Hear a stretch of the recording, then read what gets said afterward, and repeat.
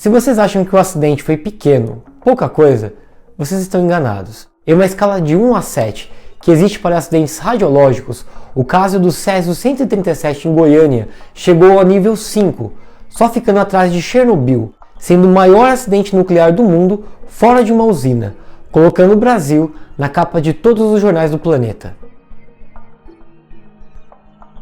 Fala galera, tudo bem com vocês? Sejam todos bem-vindos de volta ao meu canal. No vídeo de hoje, vamos conversar um pouquinho aí sobre o maior acidente radiológico do Brasil, o caso do Césio 137. O que acontece quando descaso, irresponsabilidade e falta de informação se encontram?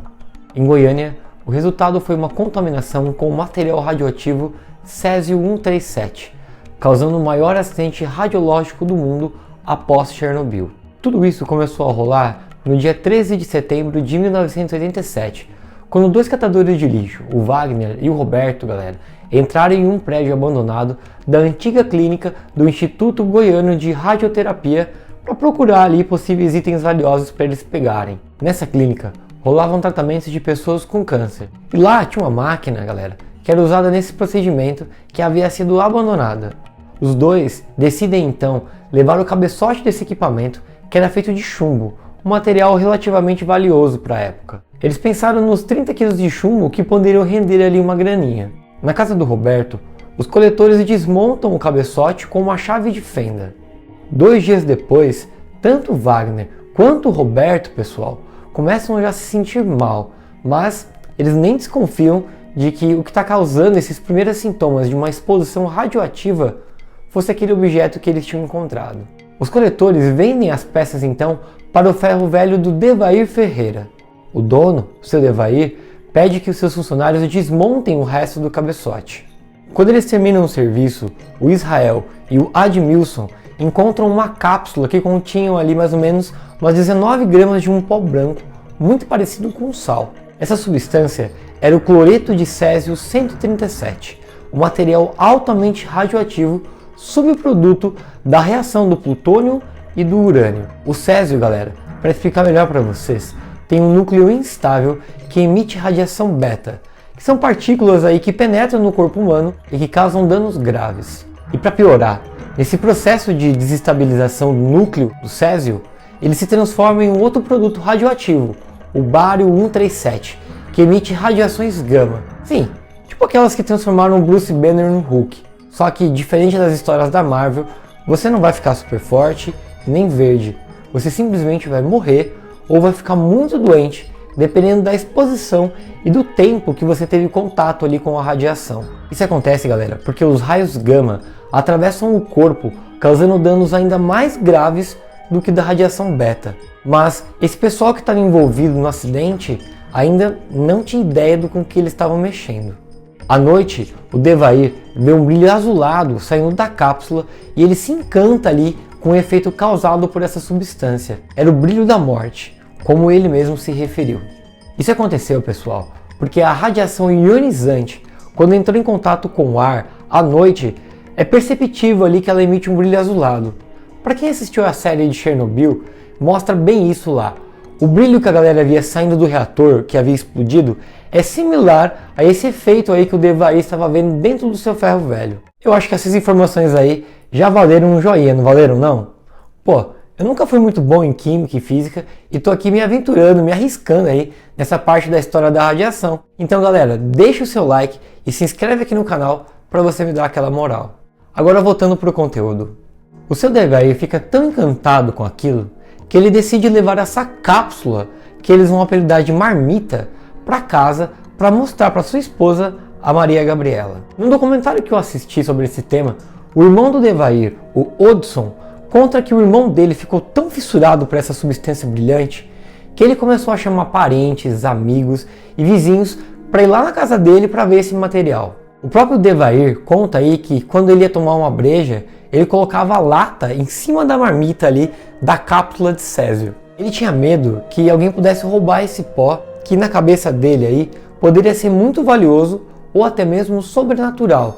E ele levava com ele a cápsula aí no seu dia a dia.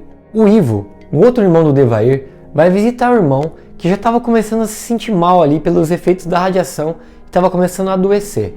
Aí o Ivo decide então levar para casa, dentro de uma caixinha de fósforo, um pouco desse material brilhante e misterioso para mostrar também para sua família. Na casa dele, pessoal, ele vai mostrar para sua filha, a Lady das Neves, uma garotinha de apenas 6 anos que vai brincar com esse pó radioativo. Nesse meio tempo, a mãe da Lady, a Maria das Neves, estava cozinhando ali ovos para o jantar da família. É aí que acontece um dos eventos mais trágicos desse acidente, galera. A garotinha não lavou as suas mãos antes de comer os ovos e ela acaba contaminando ali com as suas mãos sujas de césio o ovo e por consequência acaba ingerindo partículas radioativas.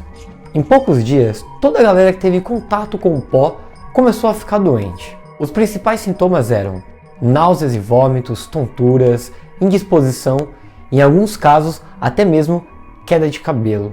Por um tempo, eles desconfiavam de uma intoxicação alimentar. Quem nunca comeu algo que fez mal, né, galera? 15 dias depois do primeiro contato com a cápsula, a esposa do Devair, a Maria Gabriela, começa a desconfiar de que está deixando todo mundo doente, que está deixando todo mundo mal, é aquele objeto. Nessa altura do campeonato, o Odson conta que o irmão dele já estava ficando sem cabelo, com um bronzeado artificial, e que ele não tinha mais paladar, que tanto faz comer 1 quilo de sal ou 1 quilo de açúcar, que ele não sentia diferença nenhuma. A esposa do Devair, junto com outro funcionário do Ferro Velho, leva então a marmita de césio em uma sacola plástica dentro de um busão lotado para a vigilância sanitária. Só que lá no prédio da vigilância sanitária não tinha ninguém especializado para detectar qual era a causa. Então o Césio 137 fica lá jogado numa cadeira o final de semana todo, porque o dia que ela entregou era uma sexta-feira. Depois de todo esse tempo, agora os que tiveram mais contato com a substância estão internados e os médicos começam a desconfiar de envenenamento por radiação. Eles pedem então para o físico Walter Mendes Ferreira analisar o caso. O físico conta que ele pede um contador Geiger usado para medir níveis radioativos e vai até o prédio da vigilância sanitária. Quando ele chega a uns 80 metros do local ali mais ou menos, o Walter diz que o contador já não conseguia mais medir os níveis de radiação. Ele pede então outro contador, um que estivesse devidamente calibrado. O físico, no primeiro momento, disse que confiou que o equipamento estava com defeito, pessoal.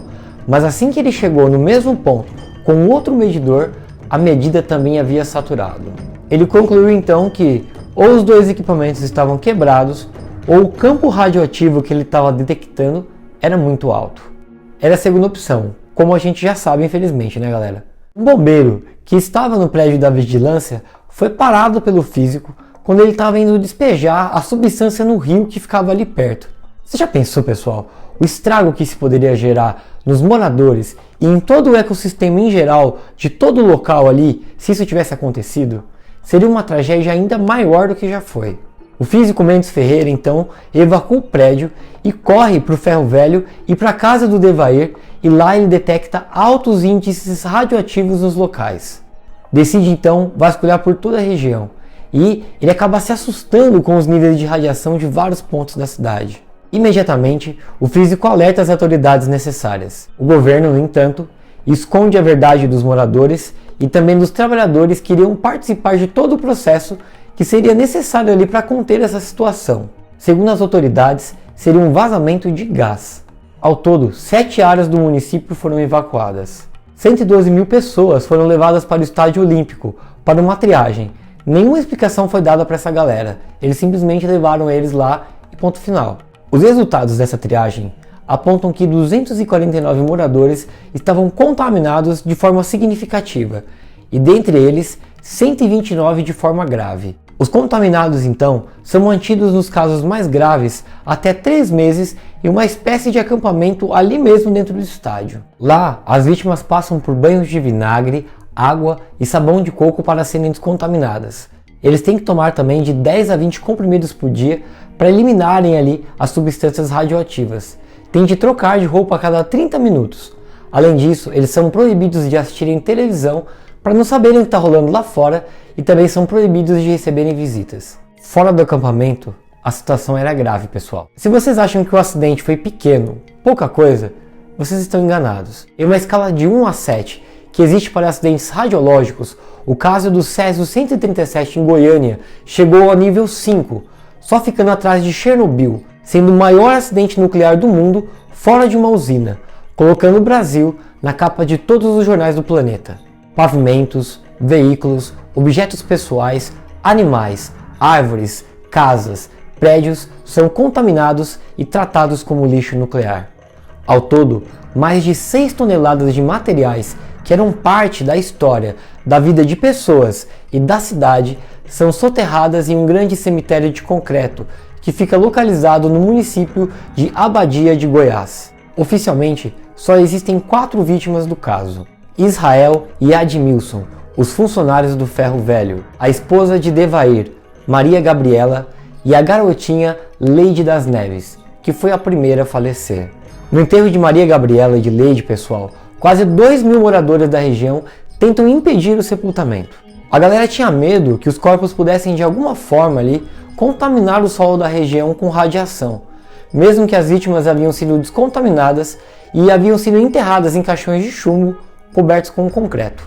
No fim das histórias, o sepultamento acabou acontecendo com a ajuda da polícia e as 4 vítimas diretas do acidente estão enterradas perto ali uns dos outros. Nos anos seguintes, mais de 100 pessoas morrem de doenças radiológicas ou sofrem de distúrbios traumáticos como depressão. Depressão que acabou matando Devair, o dono do Ferro Velho, que se entregou às bebidas e faleceu de cirrose em 1994.